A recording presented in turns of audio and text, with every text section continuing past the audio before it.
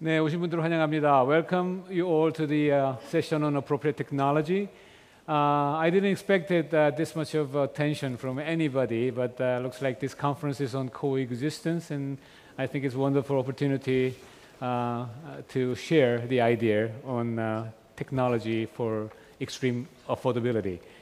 Appropriate technology is not new.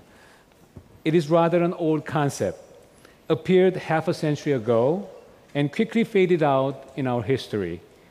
But strangely enough, now in a rather spectacular revival. What is it?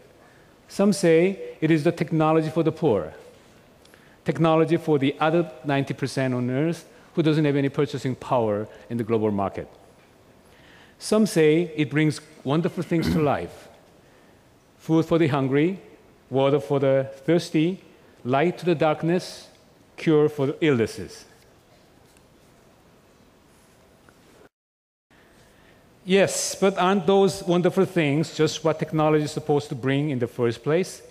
Isn't technology supposed to be appropriate to begin with? It is inconvenient to know, but true, that what began just as an innocent tryout quickly became our necessity of our life. Phones, automobiles, credit cards, loan, computer, and internet. Not only the ecosystem, but also our minds suffer irreversible damages, while modern technologies are catering to our desire. Our minds are twisted and turned while modern technology fashions our life. With all those heavy burdens of necessities, can we still say that we are sovereign over our destiny? Isn't it just another inconvenient truth that we are chained under the tyranny of our own vanity? Often I wonder, was there an alternative? Was it ever possible to enjoy the fruit of technology without compromising our rightful sovereignty over our destiny? Appropriate technology is indeed an effective tool to alleviate many problems of absolute poverty. But there is certainly much more to it. Appropriate technology is a technology as what it originally is supposed to be, and is indeed an appropriate response to many difficult challenges of our time. It will alleviate the pains of the poor, sustains our ecosystem, creates jobs, building and protecting our communities. Filled with all these wishful thoughts, it is my great pleasure and honor to introduce Dr. Polak and Professor Yu today. Dr. Polak is the founder of International Development Enterprise and Windhorse International, multinational corporations designing, producing, and delivering products for the poor. I'm sure that you'll find his talk most inspiring. Please join me in welcoming Dr. Polak to the podium.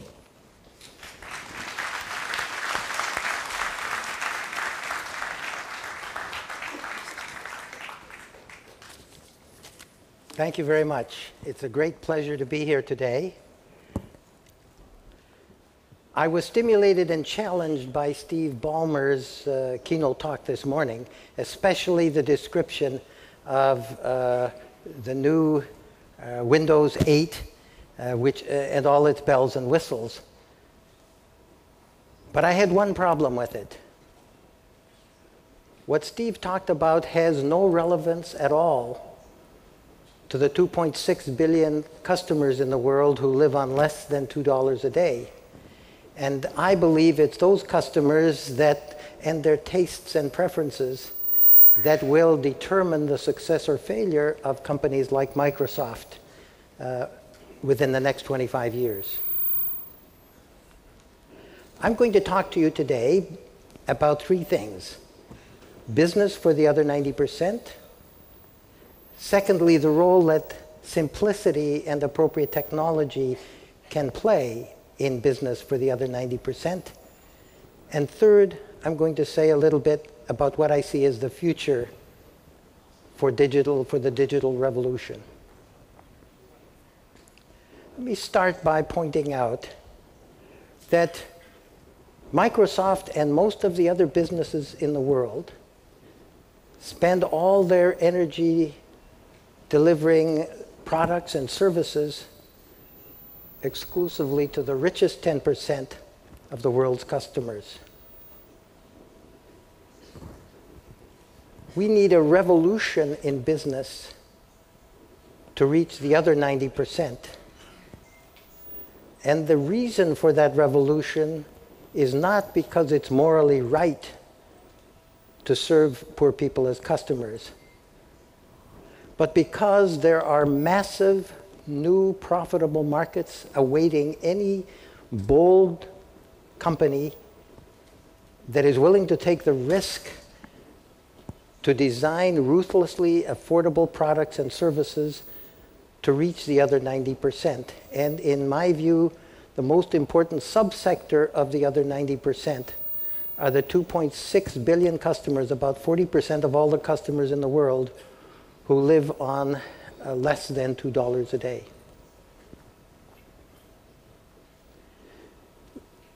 Let me say a little bit about appropriate technology and simplicity. When I started working in development some 30 years ago, I was inspired by a book called Small is Beautiful, written by Fritz Schumacher. Unfortunately, in my opinion, the appropriate technology movement that was created by Fritz in that book died 20 years ago. It died because it was peopled by tinkerers who solved technical problems with technology instead of hard-headed entrepreneurs who designed for the market. The irony is that some of the basic principles of appropriate technology have been used effectively by the giants of business, global business, those giants and the companies they formed that literally transformed business as it is today.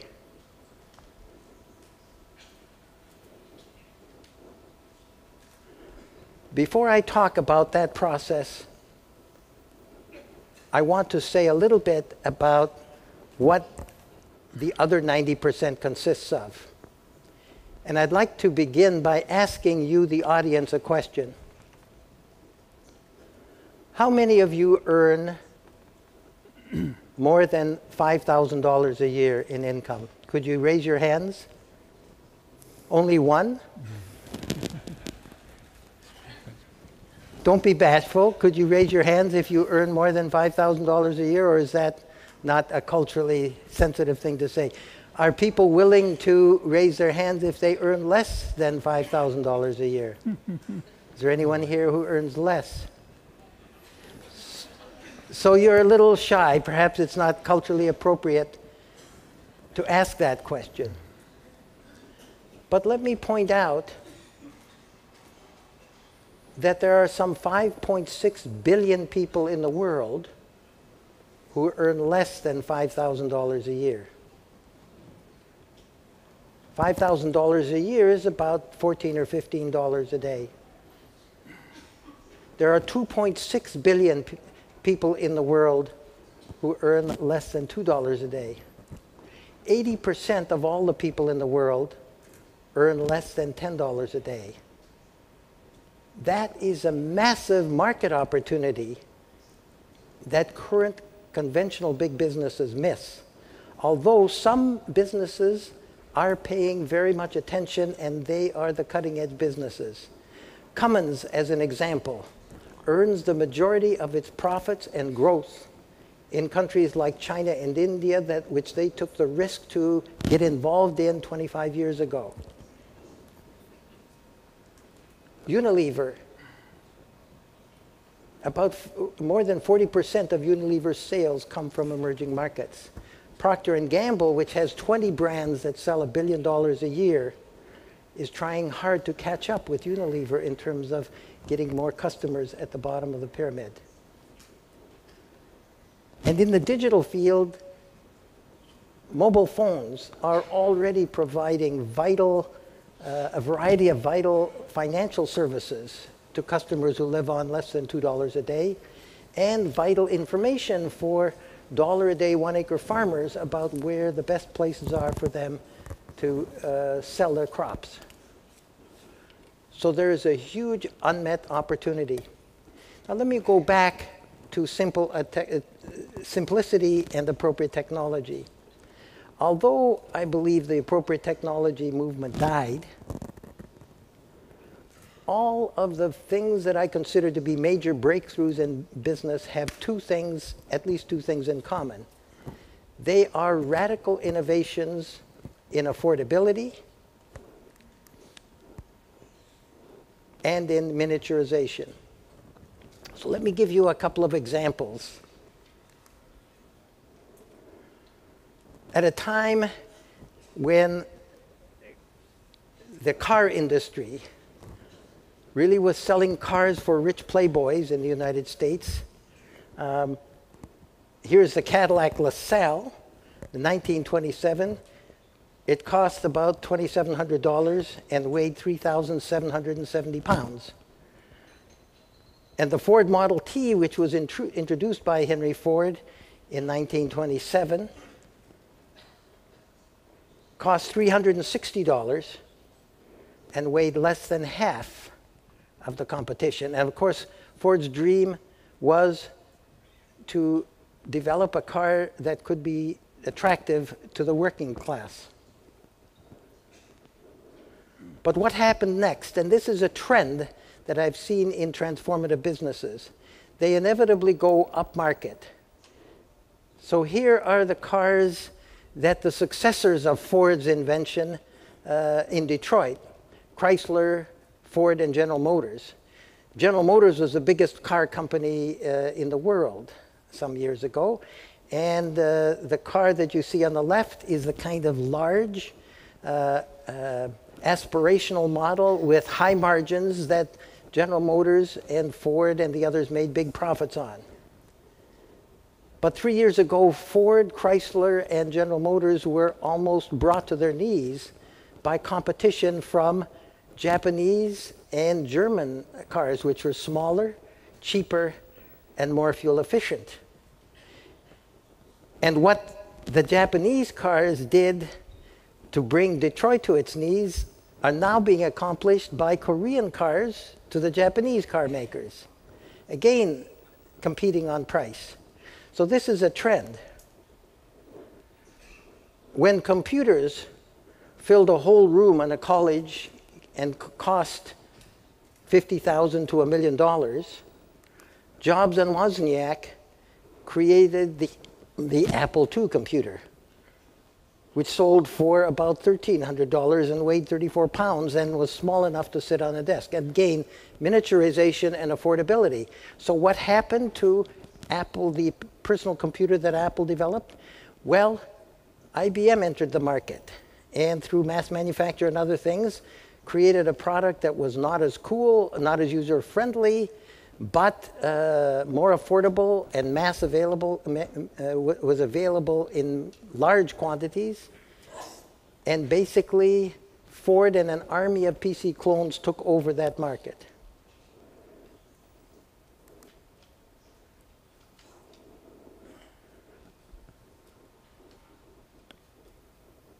So I just want to say a few of the basic things that are needed to reach the other 90%. The first thing that a company has to do is to be able to pursue what I call the ruthless pursuit of affordability. Second is the company needs to understand in depth customers in the other 90%. Third, it's critical that the company knows everything there is to know about the context. And by the way, I'm assuming that most of you come from the richest 10% of the customers in the world, and so it's quite a challenge to learn about the preferences of the other 90%, which are much different. Another great challenge is the problem of last mile distribution.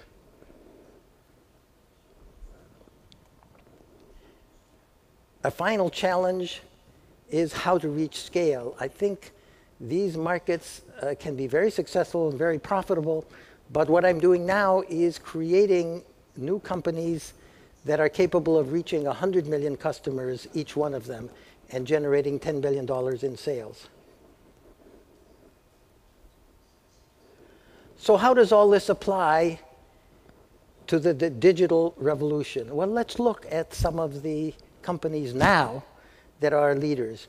Apple is probably the richest company in the world.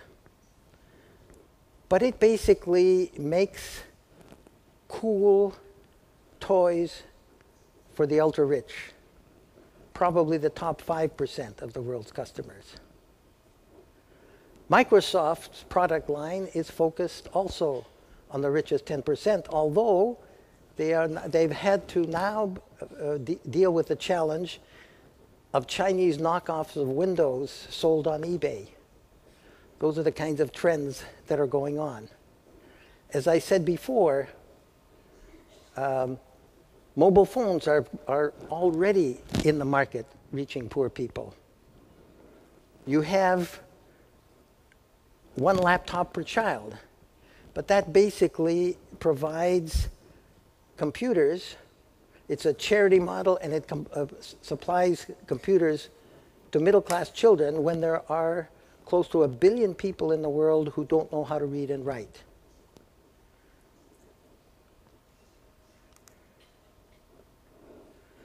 Here's a $500 iPad. Apple is making very good profits on iPads and iPhones. But recently, a company introduced a tablet in India that sold for $35, retail price of $70. That company had problems, but it demonstrated that it's possible to create a tablet for $35. In my view, if companies in the digital space can develop a $35 computer, my challenge to Apple or other companies in the space is to develop a $15 iPad. They could establish a base at the bottom of the pyramid, which will give them immense strength serving affluent customers at the same time. Will the digital revolution learn to operate successful businesses at scale that are profitable with the other 90%? Or will the digital companies face the same challenge that faced General Motors when it was brought to its knees by competition, which was cheaper, smaller, and more fuel efficient? I hope that products like a $35 computer and a $15 tablet, iPad, are possible and are produced within the next 5 years. What will the actual performance be of the digital industry of the future? Only time will tell. And I thank you very much for your attentive listening.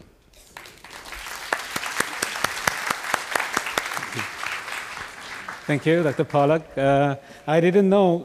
I thought that appropriate technology is mostly from our compassion, the kind of charity. But it is, he's saying it is for the future business. If you just don't just take this opportunity, you may die. So I think we will have some discussion at the end of Professor Yu's presentation. Professor Yu is a professor of chemical and biological engineering at Seoul National University and the president of the Scientists and Engineers Without Borders in Korea. And he will share his experience with the Science and Engineers Without Borders in Korea, and also his recent collaboration with the Korean government in ODA effort, helping developing countries throughout the world. Please join me in welcome Professor Yu on the podium. Thank you.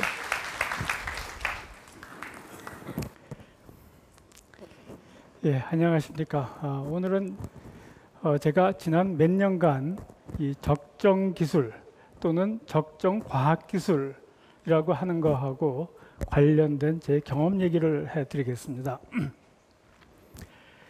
저는 공대 교수로서 이 과학과 기술을 통해서 경제 발전 또는 공공의 이익 또는 국방 이런 것에 기여하는 것을 자랑스럽게 생각을 하고 있습니다만은 최근에 그런 것 이외에도 우리의 이웃을 위해서도 이 과학기술이 쓸모가 있다는 것을 알게 됐습니다.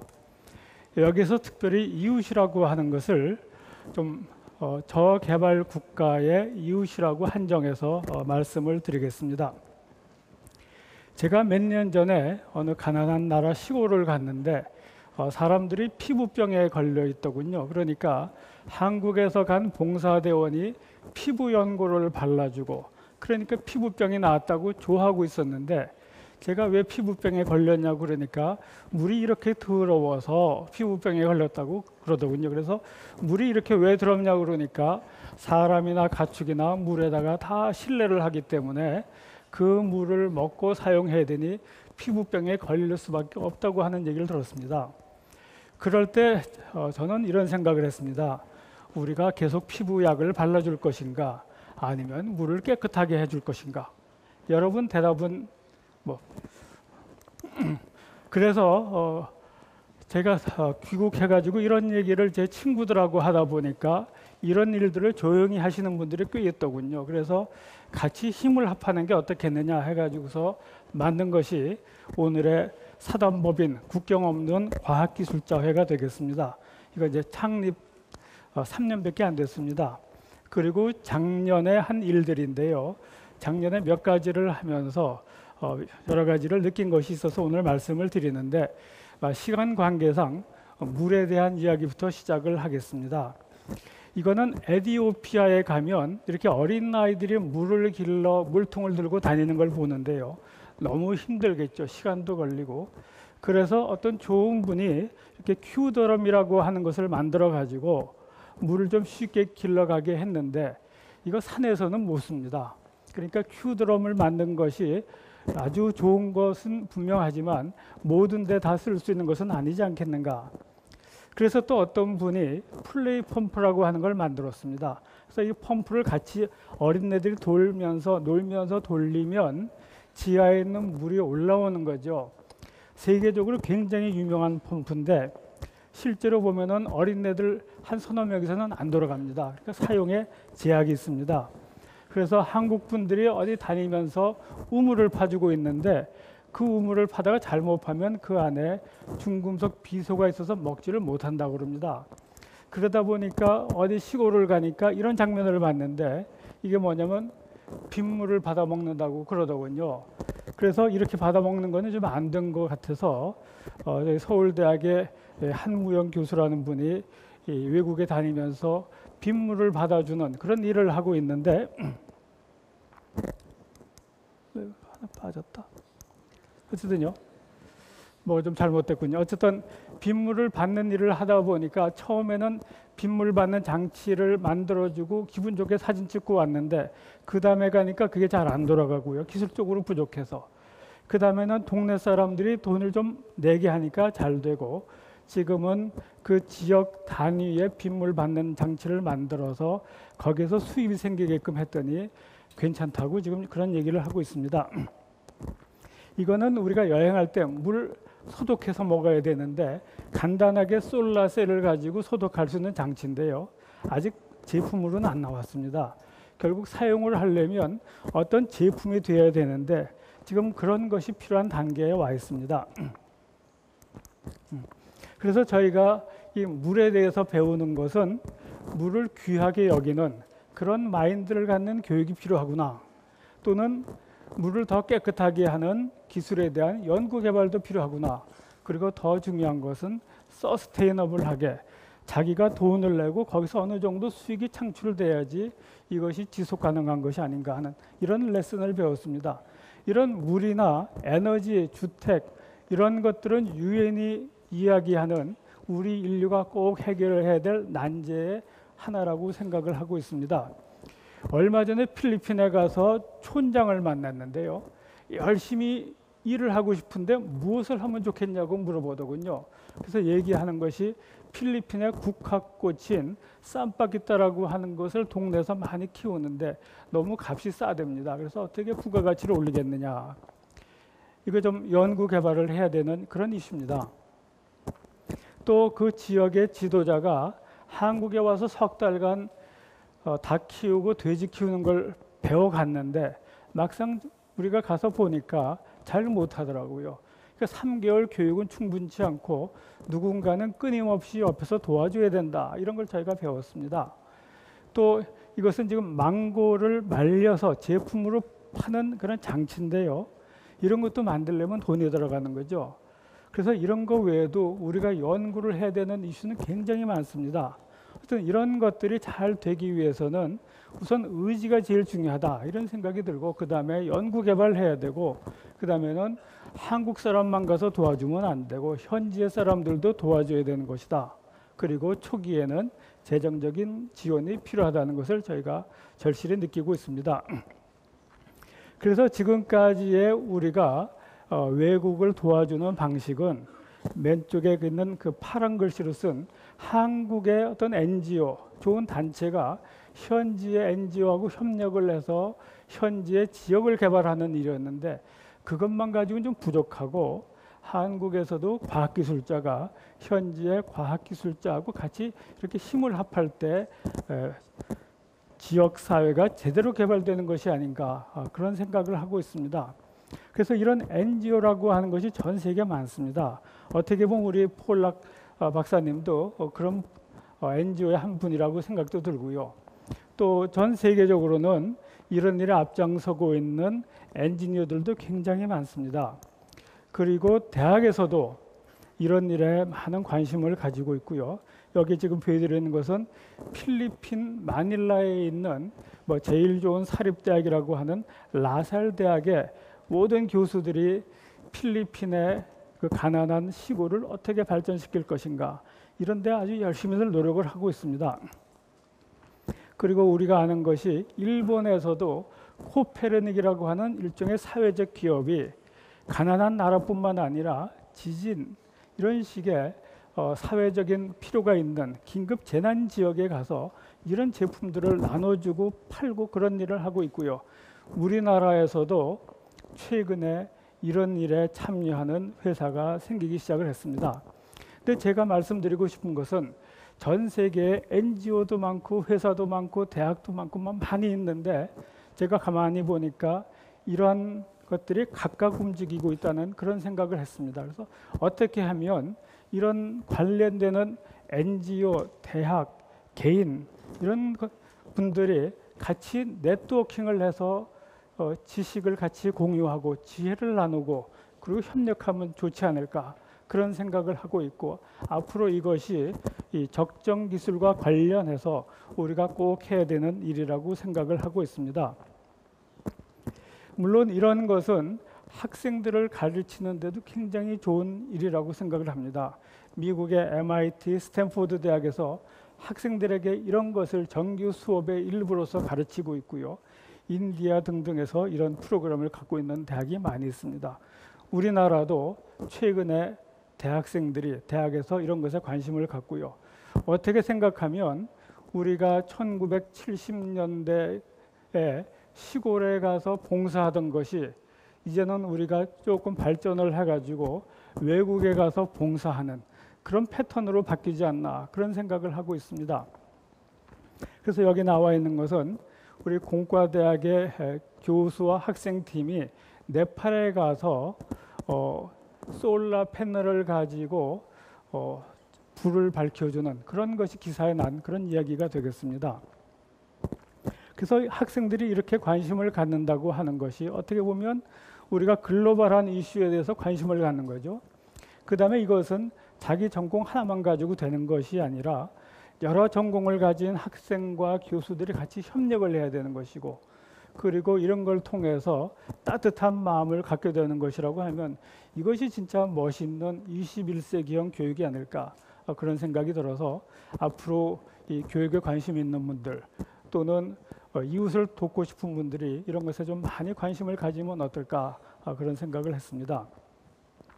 그래서 이런 것에 관련되는 이슈를 다시 한번 정리해서 말씀을 드리면 관련되는 분들이 같이 네트워킹을 하고 협력을 해야 되겠다는 거하고, 그다음에 이런 기술은 끊임없이 연구 개발을 해야 됩니다. 그래야지 좀 더 좋은 기술과 좋은 제품으로 좀 더 값싸게 그들에게 다가갈 수 있는 것이 아닌가, 그런 생각을 하고 있고, 제가 교육에 대해서 말씀을 드렸죠. 그래서 이런 것들이 합해지게 되면 우리가 사는 세상이 좀 더 좋아지는 것인데, 과연 여기에서 우리나라는 이런 일에 얼마나 열심히 참여하고 있는가, 리더십을 발휘하고 있는가 라고 하는 생각을 할 때 이제 막 시작이지 않겠는가. 어떻게 보면 외국에서는 한국이 지난 60년간 엄청난 경제 성장을 해서 잘 사는 나라라고 생각을 하고 있고, 우리는 거기에 대해서 자부심을 느낍니다마는 혹시 우리를 졸부라고 생각하는 것은 아닐까.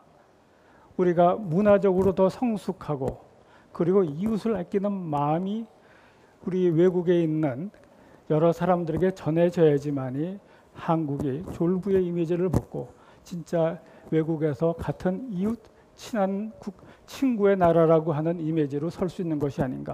이렇게 생각하면 이것이 그냥 가난한 이웃을 도와주는 것이 아니라 우리나라의 국격을 올리는 그런 중요한 일이라고 생각을 합니다.